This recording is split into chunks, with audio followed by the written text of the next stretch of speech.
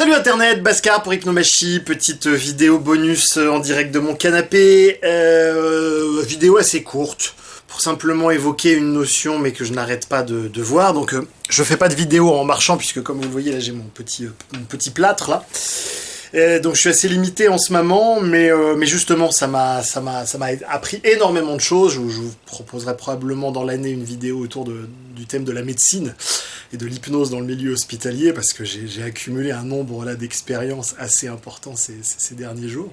En tout cas, de quoi faire une belle vidéo. Mais aujourd'hui, je voudrais vous parler d'une notion très très simple, le fait de devoir justifier son existence. C'est un véritable gouffre. Par exemple, je suis passé sur le billard il n'y a pas très longtemps et j'ai le kiné après, lorsque j'étais encore un petit peu groggy, qui est venu me voir pour me montrer comment mettre cette espèce d'attelle. Et on m'avait mis une attelle, c'était très bien comme ça, et je n'avais pas mal du tout au sortir de l'opération. Et le kiné est venu, a commencé à me tripoter, à me dire, alors voilà, vous pouvez faire comme ceci, faire...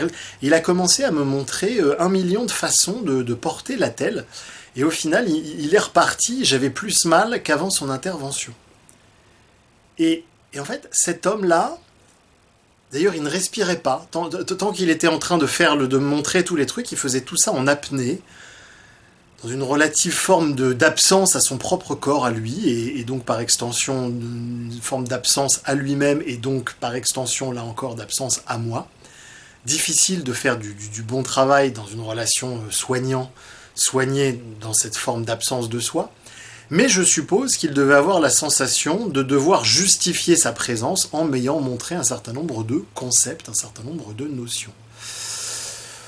Bon, je vous avais déjà dit dans une vidéo précédente, j'avais cité Noam Chomsky qui disait « Les intellectuels ont ce problème qu'ils doivent justifier leur existence ».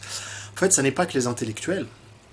Noam Chomsky parle de ça parce qu'il peut être classé comme étant un intellectuel. Mais en fait, tout être humain, si vous regardez bien, passe son temps à essayer, comme ça, de justifier son existence. Alors, historiquement, on essayait de justifier son existence par la pratique des vertus. Les vertus, c'est ce qui nous est censé élever l'âme, élever l'individu, et donc permettre de passer d'une espèce de statut d'individu qui n'avait aucune justification au statut d'individu qui était indispensable, puisque vertueux. C'est le fameux code de la chevalerie. Oui, bon, aujourd'hui que les vertus, alors pour la petite histoire, vertu ça a la même racine que virilité, vir, c'est-à-dire que dans l'étymologie, il y a l'idée sous-jacente que seul l'homme peut pratiquer la vertu. Alors déjà ça, je trouvais ça intéressant de vous le rappeler ou de vous l'apprendre. Donc c'est une certaine vision, c'est une vision qui postule comme ça que la femme n'a pas d'âme, ou que la femme ne peut pas en tout cas s'élever au rang des vertus, ou dans certaines narrations conservatrices on a aussi l'idée que la vertu la plus haute de la femme, c'est effectivement la chasteté, le soutien de son homme, mais c'est toujours par rapport à son homme, c'est-à-dire que la vertu de l'homme c'est par rapport au monde, la vertu de la femme c'est par rapport à son homme. Voilà, vous avez ça dans certains milieux traditionnels. Bon. Ce qui, d'un certain point de vue, n'est pas faux, mais qui souvent est pris d'une façon extrêmement restrictive et extrêmement oblitérante et limitante pour les femmes. Ce qui fait que les femmes ont plutôt tendance aujourd'hui, dans cette ère de libération de la femme, à envoyer chier ce carcan. Je pense qu'elles ont bien raison de le faire, d'un certain point de vue. Tant qu'elles n'ont pas réexpérimenté par elles-mêmes, justement, le bien fondé de ce principe, je pense qu'elles ont tout à fait raison d'envoyer chier une théorie désincarnée qui ne fait pas sens dans leur tripes et auquel elles devraient se soumettre, évidemment. L'authentique tradition est toujours une tradition à laquelle on se soumet suite à une expérience de première main, et pas une tradition à laquelle on dit amen dans un état de suggestion hypnotique, dans un état agentique, dans un état de soumission, évidemment, bien évidemment. Donc tant qu'elles n'ont pas fait cette expérience, je pense qu'il est relativement sain d'avoir envie d'aller contre, de tester par soi-même comme ça et d'expérimenter les choses. Bref. Donc du coup voilà, cette notion de devoir justifier son existence m'a été amenée parce que j'ai vu il y a pas longtemps comme ça une vidéo qui tourne pas mal sur les réseaux sociaux là. L'échelon national est bloqué. Macron et son monde nous enfument et continuera de le faire, et la destruction du vivant se poursuit à un rythme effréné. une vidéo d'un collectif alors c'est le mec qui a une chaîne qui s'appelait Partager c'est sympa. On va soutenir, rejoindre et créer des collectifs en lutte contre les sites et projets polluants ou injustes partout sur le territoire. Ah bon, voilà, ok, c'est ce qu'il faisait, j'avais déjà vu une petite dizaine de ses vidéos, bon. J'étais d'accord avec l'essentiel, 2-3 petits points de détail avec lesquels je pouvais éventuellement diverger, notamment une espèce de comment dirais-je, de focus de l'attention sur le collectif. Superlocal, c'est un projet collectif porté par Il est encore temps. Le mouvement Partager c'est sympa est notre affaire à tous. On a déjà identifié et mis sur une carte des centaines de sites qui quadrillent le territoire français. Des fermes-usines emprisonnant des milliers d'animaux, de nouvelles autoroutes balafrant nos paysages, des centres commerciaux bétonnant des terres agricoles, des incinérateurs polluant l'atmosphère, bref, des infrastructures qui nous ont été imposées et qui polluent les eaux, le sol, l'air en toute impunité. Et l'individu dans tout ça, l'individu était totalement oblitéré. J'ose le mot, il est sacrifié dans sa démarche. Même si je trouve qu'il est déjà beaucoup moins sacrifié que dans 99% des autres démarches collectives que je vois. Donc je trouvais plutôt sympathique déjà ce que proposait ce jeune homme.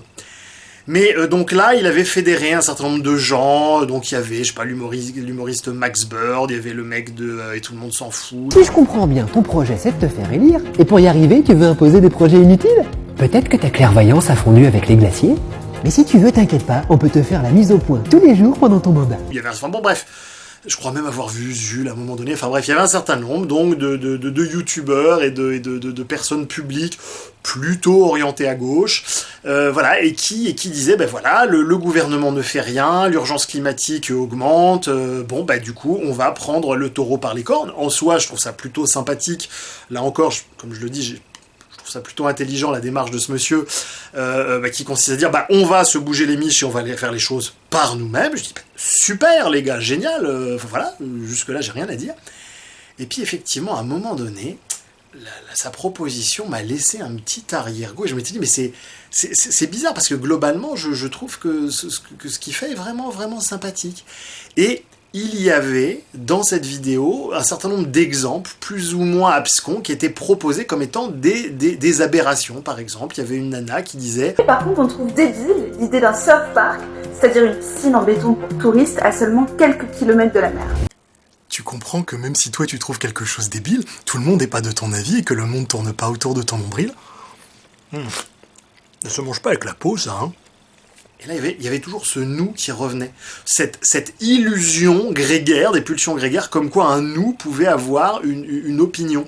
Je vous rappelle, si vous avez bien compris mon travail et mes vidéos, notamment sur l'utilitarisme et la démocratie, que un collectif ne peut pas avoir d'opinion. Un collectif n'a jamais d'opinion. Quand on entend « nous pensons que », en fait, c'est toujours une personne ou quelques personnes qui phagocyte le collectif et qui lui impose par voie hypnotique ses préférences. Sinon, la seule façon d'être sûr et certain qu'il n'y a pas ce mécanisme d'influence et de phagocytation du collectif, c'est de laisser les gens absolument libres. Et que c'est pour éviter ce genre de biais cognitif qu'on a considéré comme important dans l'histoire de l'humanité et de la philosophie du droit ce qu'on appelle le droit naturel. Le droit naturel, c'est 3 droits fondamentaux qui sont la base de toute philosophie du droit cohérente avec elle-même. En gros, ça se résume à respect de la propriété, défense de l'intégrité physique, et liberté de contracter sans qu'un tiers qui n'a aucune légitimité pour ce faire vienne se mettre entre toi et ton ami avec qui tu contractes. C'est bon ça. J'aimerais attirer votre attention sur le fait que l'homme de la rue n'a absolument aucune idée de ce qu'on appelle l'épistémologie du droit et la philosophie du droit. D'une façon extrêmement simple, c'est se poser la question, qu'est-ce qui fonde le droit ? Comment est-ce qu'on sait qu'une règle de droit est une règle de droit juste ? Et là-dessus, il y a 2 grandes écoles. En général, le point de vue mainstream de base, la personne qui n'y a jamais réfléchi dans nos social-démocraties, c'est un point de vue qu'on va appeler positiviste. Le point de vue positiviste, il considère simplement que le droit n'est qu'une construction sociale entre des acteurs. Autrement dit, une convention. C'est pourquoi j'ai décidé qu'en novembre prochain, nous sortirons de l'état de droit. Mais avant cela, de l'état d'urgence, pardonnez-moi.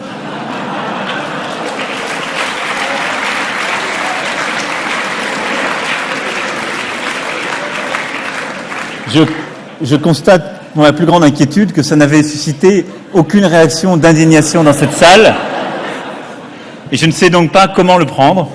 et qu'il n'y a absolument aucun principe supérieur, et il suffit par exemple qu'une société dans son ensemble décide, alors déjà une société dans son ensemble décide, si vous avez suivi mes vidéos avant, vous savez que c'est bon, bref, mais qu'en tout cas un système démocratique ou autocratique d'ailleurs proclame qu'une partie de la population puisse être sacrifiée dans des camps, dans ces cas-là, pas de problème, si c'est légal, alors c'est légitime. En fait, il y a une confusion entre le légal et le légitime, qui sont agglomérés dans une forme de novlangue, comme si ça ne désignait qu'une seule chose.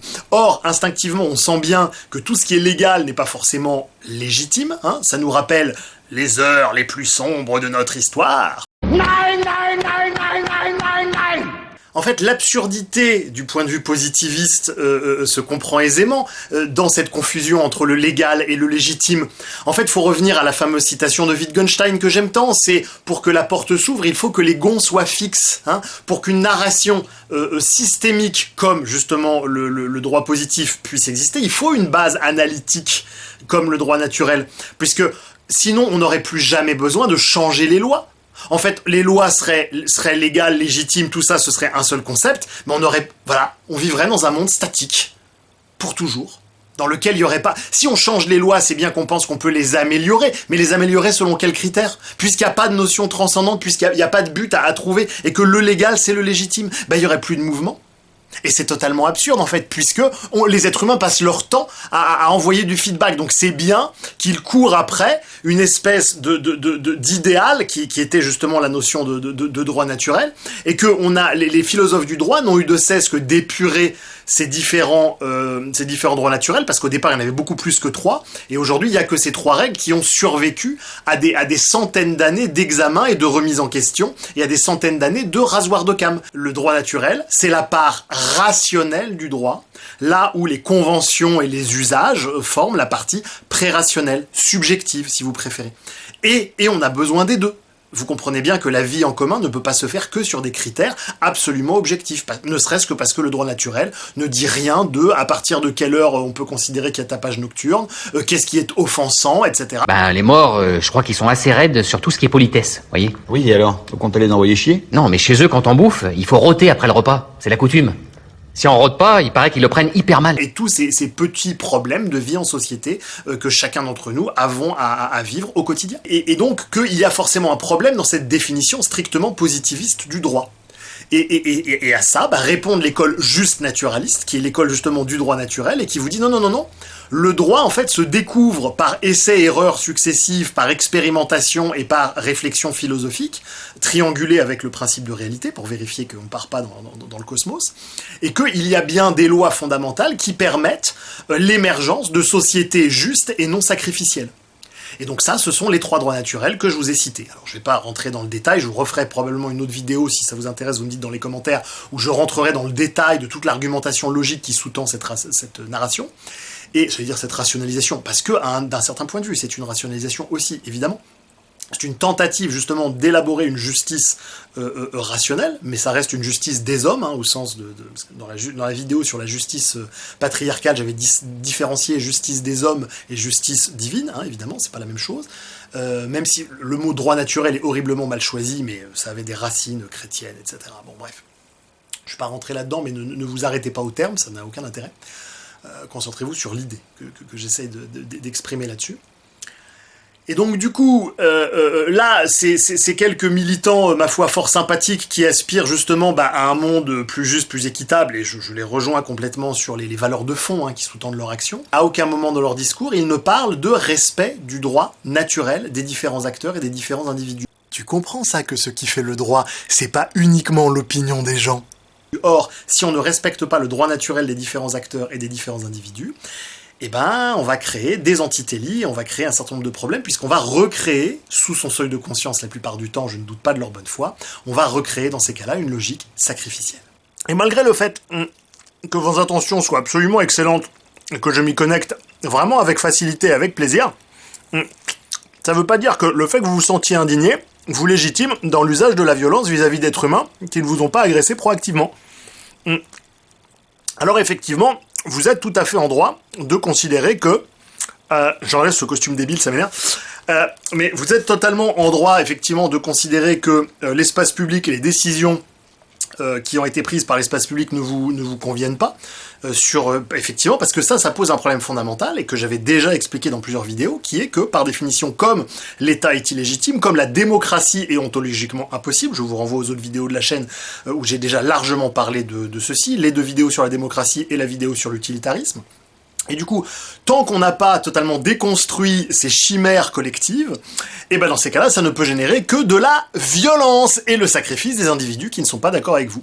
Et c'est là où je considère qu'il y a un vrai problème de sacrificialité dans votre discours, même si je le trouve déjà bien plus élaboré et bien plus construit que la plupart des propositions des partis dits de gauche, mais je crois qu'il y a encore une main à tendre vers les gens que vous sacrifiez dans votre narration, tout simplement. Le problème, c'est que pendant des années, toute la gauche a pas arrêté de dire plus d'État, plus d'État, plus d'État, là il y en a plus d'État. Et tout le problème, c'est que cet État, lui non plus, ne respecte pas le droit naturel. Et que ce dont on crève en France, c'est du non-respect de l'individu. Et devinez qui c'est qui n'a rien vu, hein?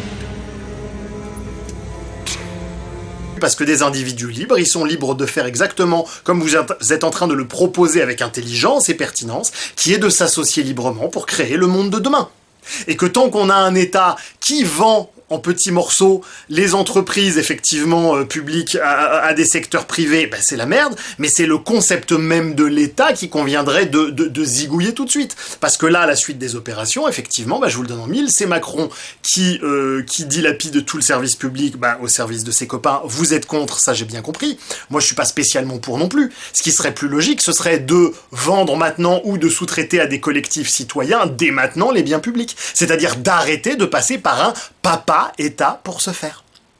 Et ça, c'est le petit morceau qui manque à votre réflexion parce que vous ne passez pas par la case droit naturel et que vous restez orienté sur le collectif. Mais pour qu'un collectif soit sain et ne crée pas d'antitélie, dans ces cas-là, il faut d'abord passer par un collectif qui est respectueux du droit naturel des individus. Et je ne suis pas certain du tout que ce soit ce que vous fassiez, et puisque à aucun moment dans votre discours vous ne mettez l'accent là-dessus. Or, le respect des droits naturels de l'individu est aussi important que le respect des intérêts du collectif. Quand vous laissez des gens absolument libres et que vous les laissez spontanément se regrouper, alors vous pouvez dire d'accord, les gens sont venus, on leur a rien dit, on leur a rien demandé, on n'a pas fait de pub, on n'a pas fait d'influence. À la limite, on a juste dit nous on fait ça ici, point, sans chercher à vendre quoi que ce soit, et donc vous avez les gens qui viennent. Là, ok, on peut commencer à parler d'une éventuelle volonté. Mais tant qu'on est en train de faire de la publicité, de l'influence à grands coups de connotation émotionnelle, où on prend tel ou tel projet environnemental ou de construction de l'espace et qu'on dit ça c'est pas bien et nous on pense que, on est en train déjà d'influencer, puisque comme on le sait en psychologie sociale, le simple fait de dire qu'il y a un nous et que nous on pense que, ça influence déjà le psychisme des gens qui observent. On est déjà dans une crypto-prise de pouvoir qui est souvent faite de façon inconsciente, qui est souvent faite de bonne foi, mais en tout cas, l'assertion comme quoi nous on pense que, elle est déjà extrêmement discutable. Voilà.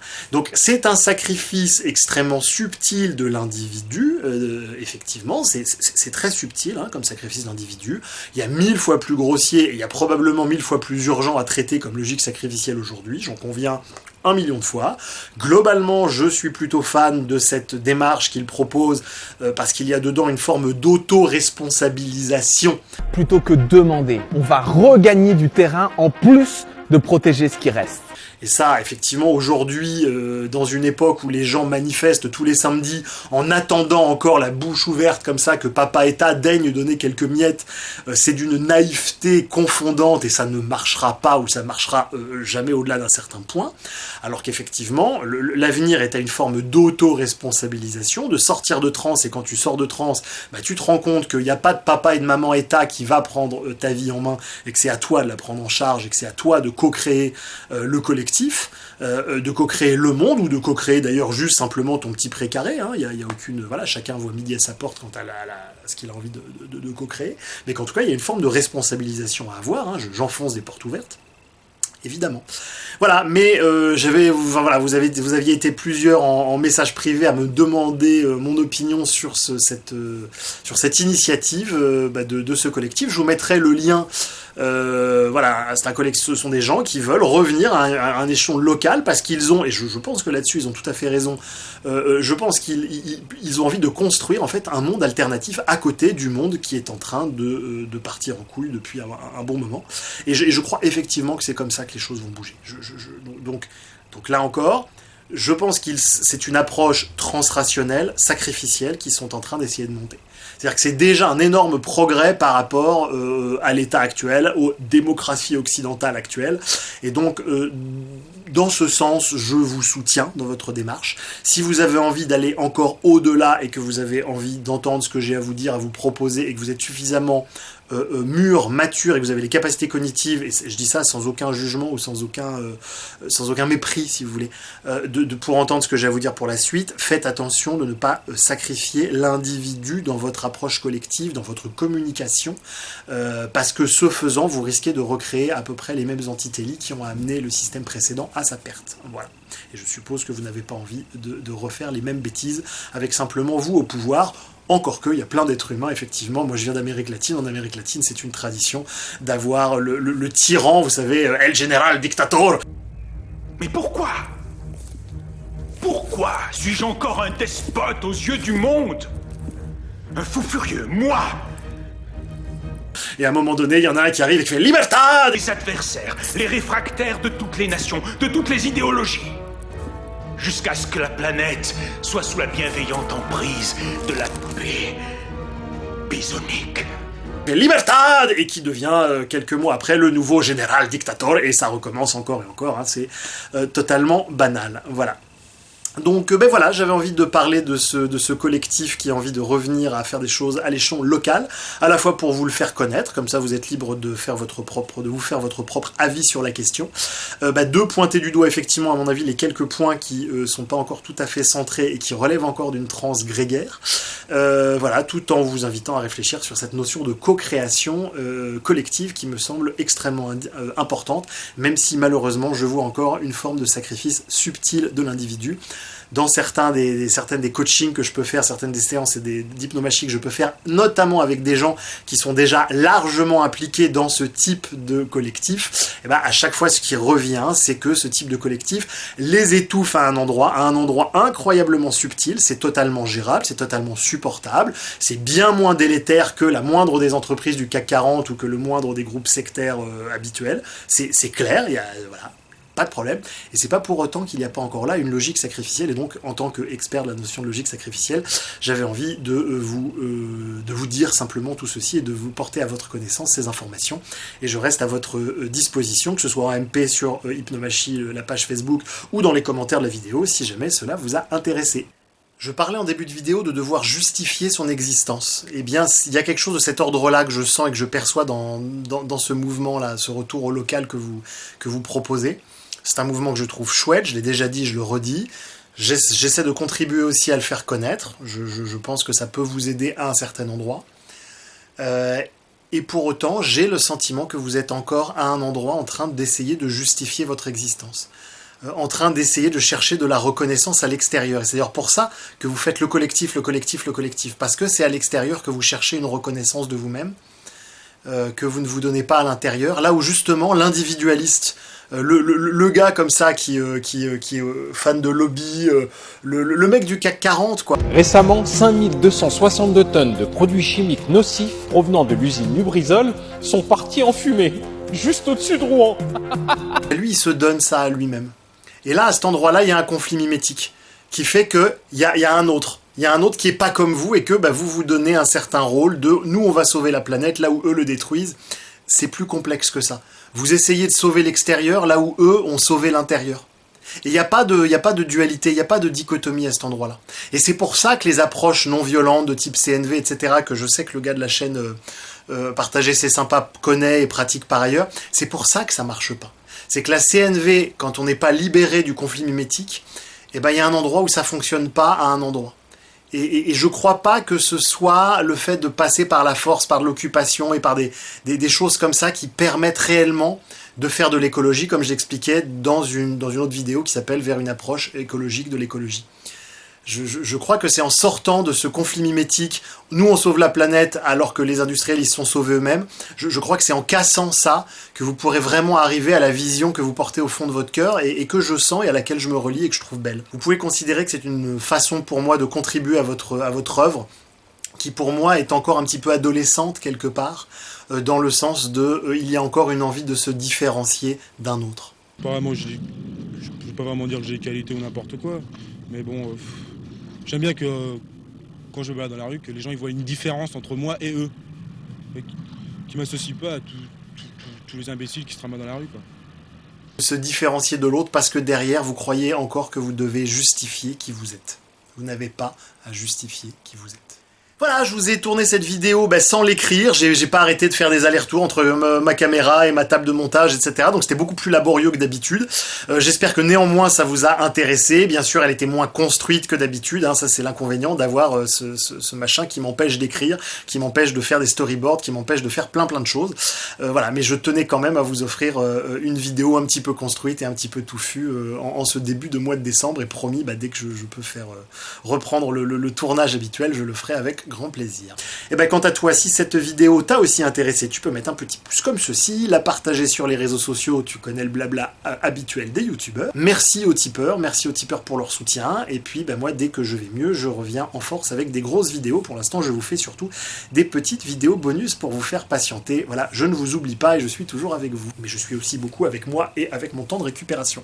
Salut Internet. Les habitants disent ce qu'on nous donne d'une main, on nous le reprend de l'autre. Ce que vous décrivez est parfaitement vrai. J'ai demandé au gouvernement d'attaquer nos concitoyens. On va faire de ce territoire l'une des pires boucheries. Vous imaginez? On a bien compris, vous donc augmentez la stratégie, les taxes. donc je finis juste, on va continuer à augmenter les taxes du nord au sud. Il y a le gaz qui augmente, il y a le carburant qui augmente. Tout ce qu'on peut faire qui est utile pour attaquer, on le fera. Parce que on a justement cet argent qui rentre. Et je suis fier du peuple français.